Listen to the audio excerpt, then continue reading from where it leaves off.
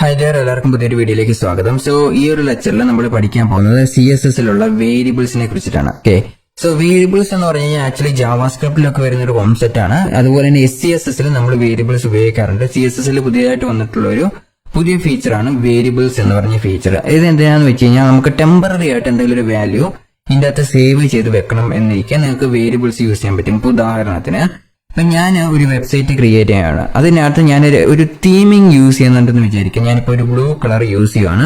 ആ ഒരു വെബ്സൈറ്റിന് വേണ്ടി ബ്ലൂ ഗ്രീനോ അങ്ങനെ എന്ത് കളർ വേണമെങ്കിൽ നമുക്ക് യൂസ് ചെയ്യാം.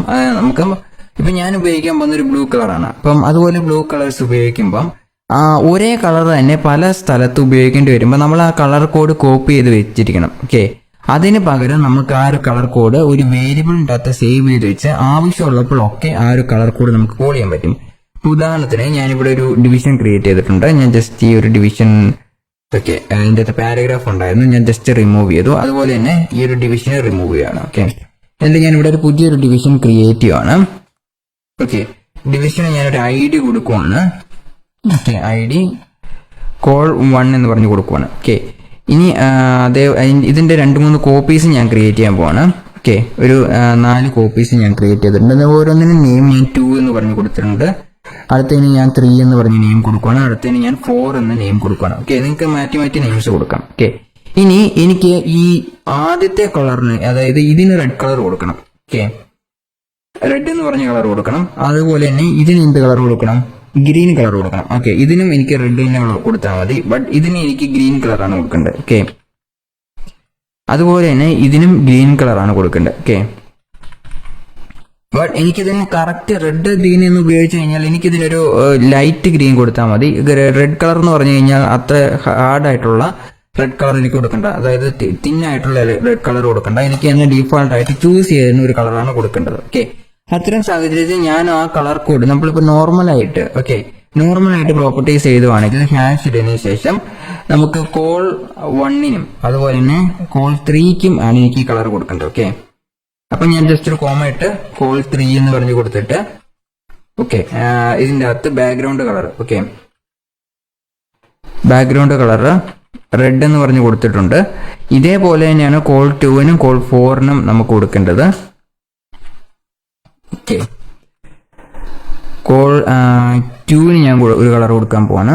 കോൾ 2-ന് കൊടുക്കുന്നുണ്ട്, കോൾ 2-നും കൊടുക്കുന്നുണ്ട്. അതുപോലെ തന്നെ കോൾ 4-നും ഞാൻ കൊടുക്കുന്നുണ്ട്. ഇതേ കളർ തന്നെ ഇതിനൊരു വിഡ്ത്ത് ആൻഡ് ഹൈറ്റ് കൊടുക്കാൻ പോവാണ്. ഓക്കെ, വിഡ്ത്ത് ഒരു 100 പിക്സൽസ് കൊടുക്കാൻ പോവുകയാണ്. അതേപോലെ തന്നെ ഹൈറ്റും ഞാനൊരു 100 പിക്സൽസ് ആണ് കൊടുക്കുന്നത്. ഓക്കെ, നമുക്കിപ്പോ മൾട്ടിപ്പിൾ സ്റ്റൈൽസ്, അതായത് എനിക്ക് ഇതിന് കോൾ 1-നും 2-നും കൊടുക്കേണ്ട 2 ഡിഫറെന്റ് IDs ആണ്, ബട്ട് ഇതിന് രണ്ടെണ്ണത്തിന് കൊടുക്കേണ്ട ഒരേ സ്റ്റൈൽസ് തന്നെയാണ്.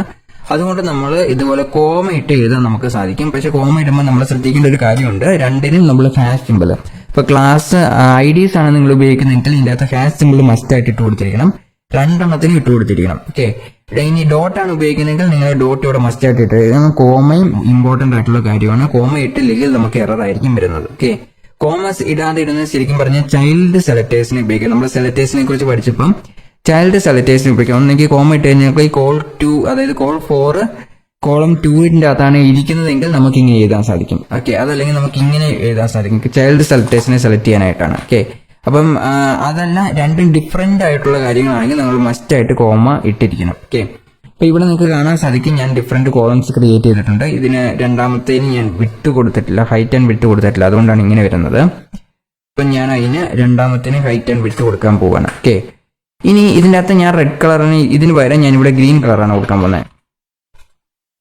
ഗ്രീൻ എന്ന് പറഞ്ഞ കളർ കൊടുത്തിട്ടുണ്ട്. ഓക്കെ, ബട്ട് എനിക്ക് ചൂസ് ചെയ്യേണ്ട ഈ 2 കളറും അല്ല. ഞാനിപ്പോ റെഡിന് പകരം ഈ ഒരു കളർ മാറ്റിയിട്ട് കുറച്ച് ഇത് ട്രാൻസ്പാരൻസി ആണ്, കുറച്ച് ഇങ്ങോട്ട് വരുമ്പോൾ ഒരു ലൈറ്റ് ആയിട്ടുള്ള റെഡ് കളറാണ് ഞാൻ ചൂസ് ചെയ്യുന്നത്. ഇതുപോലത്തെ ഒരു കളറാണ് ചൂസ് ചെയ്യുന്നത് വിചാരിക്കാം. ഓക്കെ, എനിക്ക് ഈ ഒരു കളർ പേജിന്റെ മൾട്ടിപ്പിൾ സ്ഥലങ്ങൾ യൂസ് ചെയ്യണം. അതായത് ഇപ്പൊ ഞാനൊരു കോൾ 1, 2, 3 മാത്രമേ ഉള്ളൂ. ഇനി ഇത് കുറച്ച് താഴേക്ക് ഒരു വലിയ വെബ്സൈറ്റ് ആണ് ക്രിയേറ്റ് ചെയ്യുന്നത്. അപ്പം കുറെ താഴേക്ക് പോയിട്ട് കുറെ എക്സ്ട്രാ സ്ഥലങ്ങൾ എനിക്ക് ഇതുപോലെ ഉപയോഗിക്കണമെങ്കിൽ ഞാൻ ഈ ഒരു കളർ കോഡ് എപ്പോഴും മുകളിലേക്ക് വന്ന് കോപ്പി ചെയ്ത് പേസ്റ്റ് ചെയ്യേണ്ടി വരും. അല്ലേ, നിങ്ങളൊരു വലിയ വെബ്സൈറ്റ് ഒക്കെ ക്രിയേറ്റ് ചെയ്യുന്നുണ്ടെങ്കിൽ ഇതുപോലെ ഈ ഒരു കളർ കോപ്പി ചെയ്യണം, എന്നിട്ട് കോപ്പി ചെയ്ത് വെച്ച് ചൂസ് ചെയ്യണം. കാരണം ഈ വാല്യൂസ് എന്ന് പറഞ്ഞാൽ 253, 97, 96 എന്ന് പറഞ്ഞ വാല്യൂസ് റാൻഡം ആയിട്ട് പിക്ക് ചെയ്തിട്ടുള്ള ഒരു കളറാണ്. ഞാൻ കുറച്ചും കൂടെ കോംപ്ലക്സ് ആയിട്ടുള്ള 54 ഇതുപോലത്തെ എന്തെങ്കിലും വാല്യൂസ് ആണ് കൊടുത്തിരിക്കുന്നതെങ്കിൽ, ഇപ്പൊ ഞാൻ 56 ആണ് കൊടുക്കുന്നതെങ്കിൽ ഇപ്പം നിങ്ങൾക്ക് ഇതുപോലത്തെ ഒരു കളറാണ് വന്നിട്ടുള്ളത്. ഓക്കെ, ഈ കളറ് നമ്മൾ എന്ത് ചെയ്യണം, ഓരോ തവണയും കോപ്പി ചെയ്ത് പേസ്റ്റ് ചെയ്യണം. അത് ഒഴിവാക്കാനായിട്ടാണ് നമ്മൾ വേരിയബിൾസ് യൂസ് ചെയ്യുന്നത്. ഓക്കെ, വേരിയബിൾസ് സാധാരണ നമ്മൾ ഡിക്ലെയർ ചെയ്യുന്നത് ഒരു കോളൻ ഇട്ടതിന് ശേഷം റൂട്ട് എന്ന് എഴുതാം. ഓക്കെ, റൂട്ട് എന്ന് എഴുതിയതിനു ശേഷം ഇതിന്റെ അകത്താണ് നമ്മൾ വേരിയബിൾസ് എല്ലാം കൊടുത്തിരിക്കുന്നത്. ഇപ്പൊ ഞാൻ ബ്ലൂ കളറിന്റെ കളർ, അല്ലെങ്കിൽ റെഡ് കളറിന്റെ കളർ, അല്ലെങ്കിൽ ഗ്രീൻ കളർ, അങ്ങനെ എന്ത് നെയിം ആണെങ്കിലും ഞാൻ നമുക്ക് ഇതിന്റെ കൊടുക്കാം. ഇപ്പൊ ഉദാഹരണത്തിന് ഇപ്പൊ ഞാൻ ഉദാഹരണത്തിന് കളർ 1 എന്ന് പറഞ്ഞ നെയിം കൊടുക്കുകയാണ്. ഓക്കെ, കളർ 1 എന്ന് പറഞ്ഞ നെയിം കൊടുത്തതിന് ശേഷം ഈ കളർ ഞാൻ ജസ്റ്റ് കോപ്പി ചെയ്തിട്ട് ഇങ്ങോട്ട് പേസ്റ്റ് ചെയ്യാൻ പോവാണ്. ഓക്കെ, ജസ്റ്റ് കോപ്പി ചെയ്യുന്നു. അതിനുശേഷം കളർ 1 ഈ നെയിം, ഈ ഒരു കളർ ഡയറക്റ്റ് ആയിട്ട് ഇങ്ങോട്ട് പേസ്റ്റ് ചെയ്ത് കൊടുക്കുന്നു. ഓക്കെ, ഇങ്ങനെയാണ് നമ്മൾ കളേഴ്സ് ഡിക്ലെയർ ചെയ്യുന്നത്. ഓക്കെ, അതിനുശേഷം ഇതിന്റെ ലാസ്റ്റ് നമ്മൾ കോളൻ ഇട്ടിരിക്കണം. ഓക്കെ, നിങ്ങൾക്ക് ഇഷ്ടമുള്ള വേരിയബിൾ നെയിം കൊടുക്കാം. ഇവിടെ നിങ്ങൾക്ക് ഇഷ്ടമുള്ള നെയിം കൊടുക്കാം. ഇനി നിങ്ങൾക്ക് റെഡ്, ഗ്രീൻ, ബ്ലൂ അങ്ങനത്തെ നെയിം ഉപയോഗിക്കണമെങ്കിൽ അതും ഉപയോഗിക്കാം. ഓക്കെ, നോ പ്രോബ്ലം, ഒരു പ്രശ്നവുമില്ല. നിങ്ങൾക്ക് ഇത് അതുപോലെ തന്നെ ഇതിൻ്റെ അകത്ത് ഏത് കളർ കോഡും സൂട്ടബിൾ ആയിട്ടുള്ള കാര്യമാണ്. ഓക്കെ, നമ്മൾ പഠിച്ചിട്ടുള്ള ഏത് കളർ കോഡ് വേണമെങ്കിലും നമുക്ക് ഇതിൻ്റെ അകത്ത് ഉപയോഗിക്കാം. ഓക്കെ, സോ ഇതുപോലത്തെ കളർ കോഡ് നമ്മൾ എപ്പോഴും കോപ്പി ചെയ്ത് പേസ്റ്റ് ചെയ്യുന്നതിന് പകരം ഇവിടെ നമുക്ക് ഈ കളർ വേരിയബിൾ 1 എന്ന് പറഞ്ഞ ഈ സാധനം മാത്രം കോപ്പി ചെയ്താൽ മതി. ഇപ്പൊ ഉദാഹരണത്തിന് ഞാൻ ഈ ഒരു സംഭവം ഇവിടുന്ന് റിമൂവ് ചെയ്യുവാണ്. റിമൂവ് ചെയ്തതിന് ശേഷം ഞാൻ എന്താണ് ചെയ്യുന്നത്, വേരിയബിൾ എന്ന കീബോർഡ് ഉപയോഗിക്കാൻ പോകണം. VAR എന്ന് പറഞ്ഞ കീബോർഡ് ഉപയോഗിക്കുകയാണ്. ഓക്കെ, VARന്റെ അകത്ത് ഇതുപോലെ പാരാന്തസിസ് ഇടുക. എന്നിട്ട് കളർ 1 മാത്രമേ ഉള്ളൂ. അതുകൊണ്ട് കളർ 1 കൊടുത്തു കഴിഞ്ഞാൽ കണ്ടോ, ഈ രണ്ട് സ്ഥലത്തും ഇപ്പൊ അതേ കളർ ചേഞ്ച് ആയിരിക്കും. ഇനിയിപ്പോ ഞാൻ ഈ കളർ ചേഞ്ച് ചെയ്യുകയാണെന്ന് വിചാരിക്കാം. ഏകദേശം ഒരു ബ്ലൂ ഇതുപോലത്തെ ഒരു കളർ ചൂസ് ചെയ്യാന്ന് വിചാരിക്കാം. ഓക്കെ, അപ്പൊ എന്തുണ്ടായി, ആ രണ്ട് സ്ഥലത്തും കളർ ചേഞ്ച് ആയിട്ടുണ്ട്. ഓക്കെ, ഇനി അതേപോലെ തന്നെയാണ് അടുത്തതിന്റെ കളറും. ബാക്ക്ഗ്രൗണ്ട് കളർ ഇപ്പൊ ഞാൻ ഗ്രീൻ എന്ന് പറഞ്ഞു കൊടുക്കുക. അപ്പം നമുക്ക് എക്സിസ്റ്റിംഗ് ആയിട്ടുള്ള കളറിനെ തന്നെ ചേഞ്ച് ചെയ്യാം. ഇപ്പൊ ഉദാഹരണത്തിന് ഞാൻ ഗ്രീൻ എന്ന് ഉപയോഗിക്കുകയാണ്. ഓക്കെ, ഗ്രീൻ എന്ന് ഉപയോഗിച്ചതിന് ശേഷം ഞാനൊരു കളർ കൊടുക്കാൻ പോവാണ്. നമുക്ക് ജസ്റ്റ് ഈ ഒരു കളറിന്റെ വേറൊരു ഫോർമാറ്റ് കൊടുക്കാം. ഓക്കെ,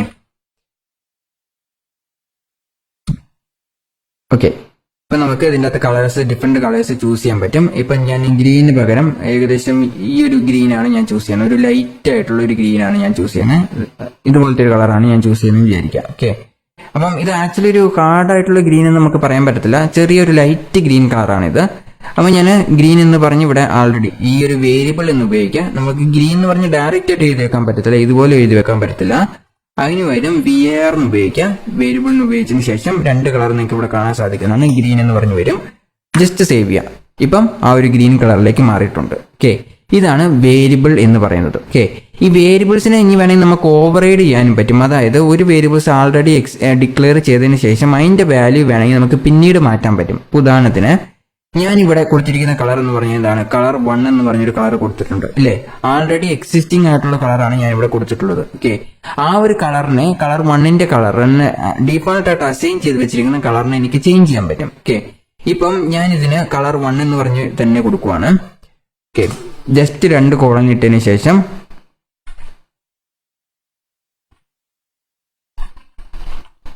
കളർ 1 എന്ന്, അതായത് ഈ ഒരു കാര്യം, ഈ കളർ 1 എന്ന് പറഞ്ഞ ഇതേ നെയിം തന്നെയാണ് ഞാൻ ഇവിടെ ഉപയോഗിച്ചിരിക്കുന്നത്. കളർ 1 എന്ന് പറഞ്ഞ നെയിമാണ് ഉപയോഗിച്ചിരിക്കുന്നത്. ഓക്കെ, അതിനുശേഷം അതിന് കോളൻ ഇട്ടതിന് ശേഷം ഞാൻ വേറെ എന്തെങ്കിലും ഒരു കളർ ഡിഫൈൻ ചെയ്യാമെന്ന് വിചാരിക്കാം. ഓക്കെ, ഈ ഒരു കളർ മാറ്റി.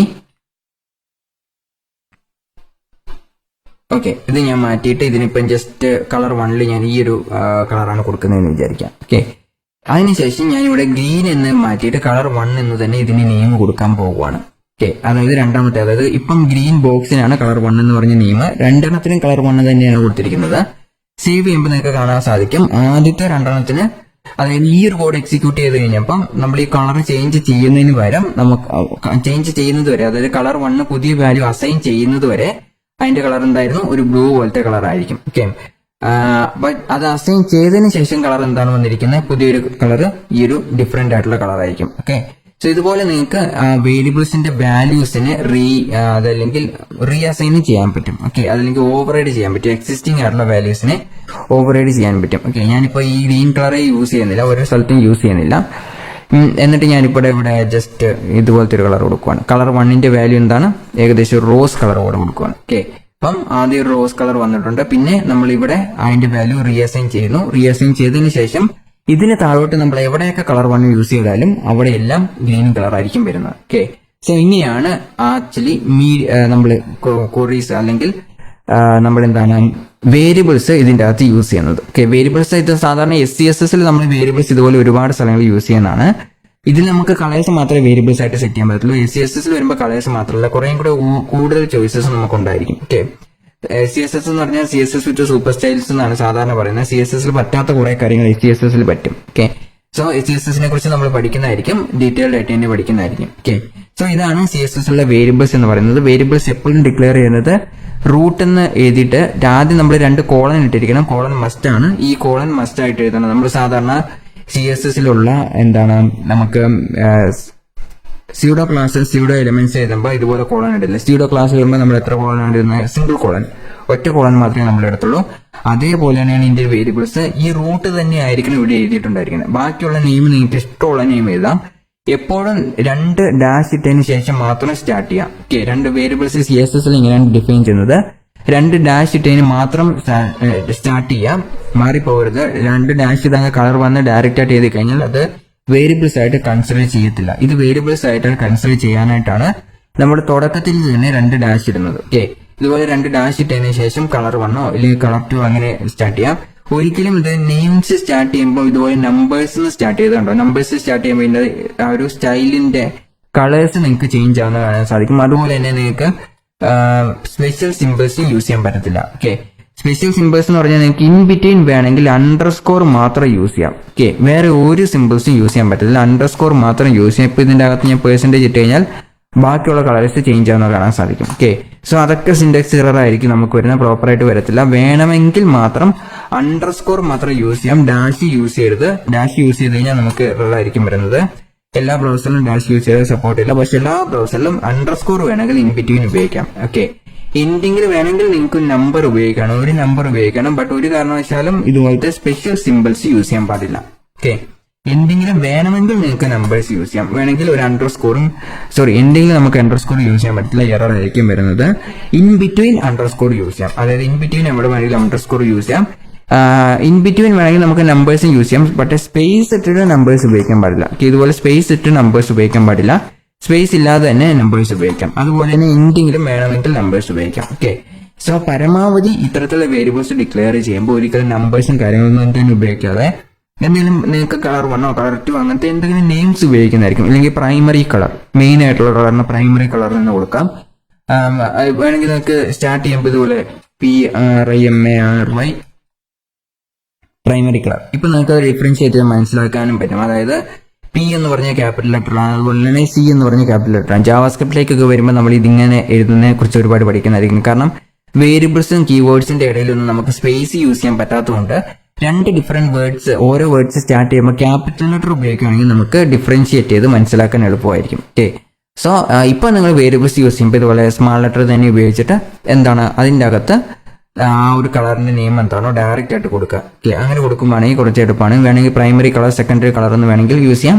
ബട്ട് ഇൻ ബിറ്റ്വീൻ സിമ്പിൾസ് കാര്യങ്ങളൊന്നും തന്നെ ഉപയോഗിക്കാൻ പറ്റത്തില്ല. അത് ഇവിടെ മാത്രമല്ല, SCSSലും അതുപോലെ തന്നെയാണ്, ജാവാസ്ക്രിപ്റ്റിലേക്ക് വരുമ്പോഴും അതുപോലെ തന്നെയാണ്, ടൈപ്പ് സ്ക്രിപ്റ്റിലും പൈത്തണും എല്ലായിടത്തും വന്നു കഴിഞ്ഞാൽ വേരിയബിൾസിനുള്ള റൂൾസ് ഇതാണ്. ഓക്കെ, എല്ലായിടത്തും ഇങ്ങനെ തന്നെയാണ്. നമ്മൾ HTML സെക്ഷനിൽ IDസും ക്ലാസ് നെയിമും പഠിച്ച റൂൾസ് എന്താണോ അതേ റൂൾസ് തന്നെയാണ് ഇവിടെ ഉള്ളത്. ഓക്കെ, സോ ഇത്രയേ ഉള്ളൂ ജാവാസ്ക്രിപ്റ്റിലെ വേരിയബിൾസ് എന്ന് പറഞ്ഞ വേരിയബിൾസ് നിങ്ങൾക്ക് മനസ്സിലായി എന്ന് ഞാൻ വിചാരിക്കുന്നു. That's all for this section. See you again in coming lectures and thank you for watching.